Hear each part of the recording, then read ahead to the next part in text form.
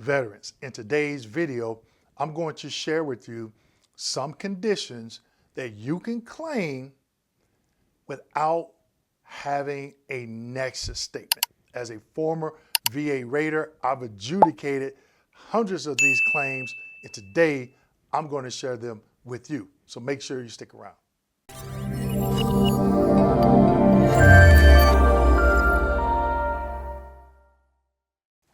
Hello everyone and welcome back to my channel. My name is Dwayne. I got a video for that Kimball, United States Army veteran and retired VA rating specialist. Today's video, what are some conditions that you can claim and get service connected for without a Nexus statement? Like I stated earlier, I've adjudicated hundreds of these claims and today I am going to share them with you. But before I do so, a word from one of our sponsors. Veterans, if you're filing a VA disability claim for a mental health condition, you know the process can be frustrating and overwhelming. Having the right evidence can make all the difference. That's where Tampa Counseling and Wellness comes in. They specialize in providing mental health DBQs and Nexus statements, helping veterans establish direct service connection for mental health conditions or secondary service connection due to issues like tinnitus, migraines, or back problems. The team at Tampa Counseling and Wellness is passionate about supporting those who serve. They understand the VA process and are committed to helping you get the benefits you've earned. If you need expert support for your mental health claim, don't go at it alone. Contact Tampa Counseling and Wellness today. Okay, everyone, we're going to go ahead and jump right into it. Slide number one. Here in slide number one, this is a back DBQ. Now, I know you're saying, Dwayne, why are you showing us a back DBQ? You need a Nexus for that. Well, you don't if you need an increase, but we're not talking about increases, okay? Let's just say you have peripheral neuropathy or radiculopathy in the lower extremities, okay?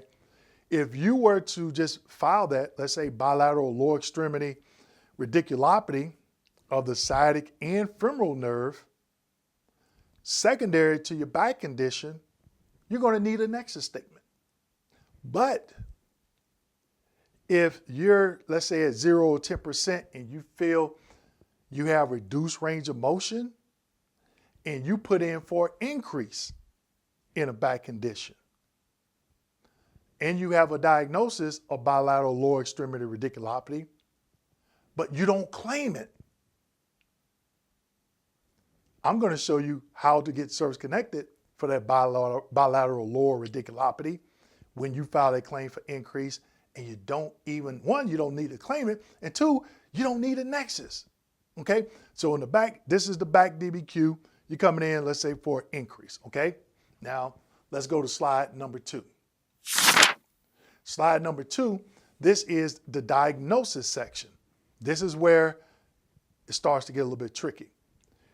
In section 1B, you see all of the diagnoses there, okay? Years ago, they would have, or they had radiculopathy as a diagnosis, but they took it off. So you got to ask yourself, why? They kept other information in this DBQ about radiculopathy, but they took the diagnosis off. Don't worry. You see where it says other? Your examiner can check that box. Other diagnosis, number one, bilateral lower extremity radiculopathy. You need evidence showing that you have a diagnosis of it, okay? You got to have that. No way around it. So your examiner puts bilateral lower extremity, bilateral meaning the right and the left. If it's the sciatic nerve, they need to state. Sciatic nerve is the femoral nerve. They need to state that. If it's both, they need to state that as well, okay? Let's keep going. Slide number three. Here in slide number three, when you go through this back DBQ, okay, this is where it starts to get interesting as it pertains to the radiculopathy. muscle strength testing. So when you get a private DBQ, you already have that diagnosis of the radiculopathy of the sciatic femoral nerve. This is a discussion you need to have with your examiner, the examiner that is completing this. A lot of veterans, they'll have an EMG test, right? Which will show a diagnosis of that. And I'm pretty sure, I think there's a couple other tests out there as well. You've already went through all that. So your doctor already put the diagnosis, okay, in section 1 under other. And then when they get to this section of the DBQ, they start to complete it as well, okay?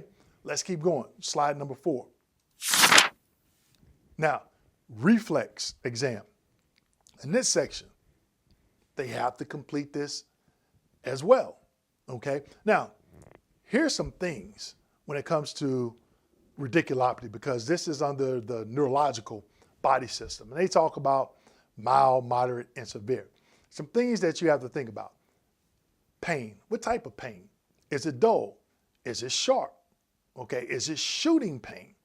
These are things that you're going to have to describe to that examiner, and that examiner can then start to check some of these boxes, because that's going to depend on, do you get 0, 10, 20% for those conditions in both lower extremities, all right? Let's keep going. Slide number 5. Now, radiculopathy. Now, this is a musculoskeletal DBQ, the back. But this is in this particular DBQ. So again, if you think about slide number 1, why did they remove radiculopathy from the diagnosis section, but they're talking about it in this section? Okay? In my opinion, I just think they're like, you know what? The veteran would never know. But what they fail to realize is, Dwayne, I got a video for that. Kimball is going to expose it, and not only expose it, but explain how the veteran can use it in their favor, okay? So on this section, again, you have to go through after this section and make sure everything is checked. What does it say? Intermediate pain, okay? Numbness, tingling, all of this, right lower, left lower, under constant pain. None, mild, moderate, severe, left lower extremity. All these boxes have to be checked. If it's none, then it's none. Mild, if it's mild, moderate, severe, okay? And then look at 8B. Does a veteran have any other signs or symptoms of radiculopathy? If they are not covered above, the examiner needs to check yes and explain in detail. And this is where you get detail. If you have to buy a recliner to elevate your feet while you're watching TV, do you have to put pillows in between your legs and turn to one side when you're sleeping? Do you have to wear some type of shoes or hosiery, right? This is where your examiner has to get descriptive, because then it's up to the rater. Well, wait a minute. The doctor checked mild, but based on these symptoms, I can grant moderate, okay? So that's why it's important to get very descriptive, not just on the day of that exam, but maybe over the past 8, 9, 10 months out of the past 12 months. Include some of those bad days, all right? Keep that in mind. That's critical. Now, this is the back DBQ. Guess what? They got one for the cervical, the neck as well, okay? Same thing applied, but then you are talking about the bilateral upper extremities of the median nerve, okay? So when all of this is checked, you have that diagnosis in section 1, and the examiner checks all these boxes under radiculopathy and under other sections that I showed you. You don't even have to file that claim. The rater has to grant that benefit because it is a common complication. I've adjudicated hundreds of these claims, okay? Don't overthink the process. If, again, cervical strain, you're talking about bilateral upper extremity radiculopathy of the median nerve. Same concept, all right? There's no Nexus statement needed. All right, let's keep going. Slide number 6. Here in slide number 6, this is a diabetes DBQ, okay? And diabetes has a lot of secondary common complication conditions, okay? So again, if you're service connected for diabetes, you could be coming in for increase, or it could be initial claim, okay? And you're having your doctor to complete a DBQ. One thing with diabetes, make sure you have at least 2 A1C tests showing you are service connected for diabetes. Now, diabetes, you'll see the era of veterans or Vietnam veterans, boots on ground, whether it be in Vietnam, blue water, brown water, Thailand, certain locations in Korea, okay? Majority. But there are some other veterans that during peacetime maybe have been diagnosed with diabetes on active duty, okay? So when you're having that private examiner to complete a diabetes DBQ, this DBQ is very detailed. So if you have ED, FSAS, and I have a video explaining FSAS for females, okay? Cardiac conditions, hypertension, renal disease, okay? Ear conditions, skin conditions. Make sure you have a diagnosis of those conditions. So when that examiner is checking these boxes, guess what? You don't need a Nexus. You already have the diagnosis. You want to make sure on the first page in diagnosis, if that diagnosis is not listed, make sure that examiner annotates it under other. And so when they get to this section, they start checking the boxes, and in this big box right here, or even in the remarks section, your examiner can say, hey, please see attached medical evidence from this location, dated this date, shows a diagnosis of ED, FSAS, or whatever. The rater has to grant it, okay, without a Nexus. Okay, it's just that simple, people. Don't overthink it. Again, when you understand the process, the 38 CFR, the M21-1, the references, the guidances, these VA employees have to follow. That's how you win. It's as simple as that. Please do me a favor. Don't overthink the process. So those were just 2 or 3. There's others out there, for example, prostate cancer, okay?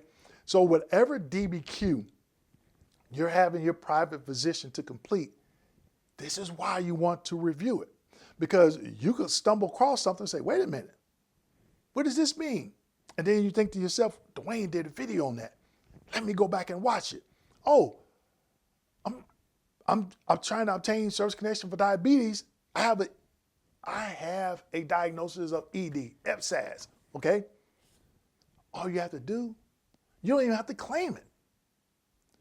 Your doctor checks those boxes. Now, if you claim it secondary and you want to go to a C&P exam, then a Nexus is required at that point. But let's just say you don't claim it. You're claiming an increase or initial service connection, and the doctor checks those boxes. There's no Nexus needed. Now, let's just say the examiner says, well, the veteran has a diagnosis of this, and it's not related to the service-connected condition, but they don't provide a rationale. The rater should send it back as a medical addendum request to get clarification, because it could be due to something else. And they have to do that before they rate that case. If not, they can go ahead and grant the benefit, okay? So these are the little things that a lot of veterans don't know about, okay? So with that being said, make sure you like, subscribe, hit that notification button, and as always, share this video with your fellow veterans. Thank you.